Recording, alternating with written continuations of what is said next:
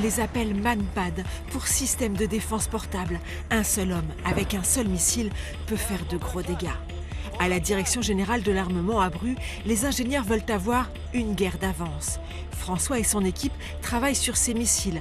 En analysant leurs composants, ils découvrent leurs failles, leurs faiblesses et essayent de les tromper. Le but, si on est tiré par ce type de missile, c'est de tirer en fait des leurres qui sont un peu comme des feux d'artifice. En fait, c'est quelque chose de très chaud qui va simuler la signature infrarouge de l'aéronef de façon à ce que le missile choisissent le leurre qu'on vient de tirer plutôt que l'aéronef. Tromper l'ennemi a toujours été le nerf de la guerre. Quand les combats se mènent aussi sur le front des informations, des satellites et des ordinateurs, la DGA se tourne naturellement vers les systèmes de brouillage. Brouiller, on peut prendre un exemple très simple. Je discute avec vous.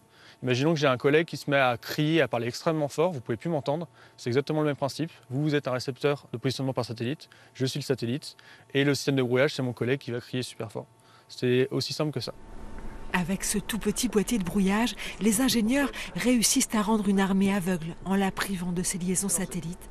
Et si elle ne sait plus où elle devient vulnérable. Si on prend l'exemple d'un drone qui naviguerait sur ses satellites, le drone perdrait sa position et ne pourrait plus savoir où il est et ne pourrait plus mener à bien ses missions. Voir sans être vu, se déplacer sans attirer le regard de l'ennemi. Dans cette immense cathédrale de béton, on cherche à identifier les signatures radars des drones et des avions. Si on caractérise un objet à nous, ça va être faire en sorte qu'il soit le moins détectable par les radars ennemis.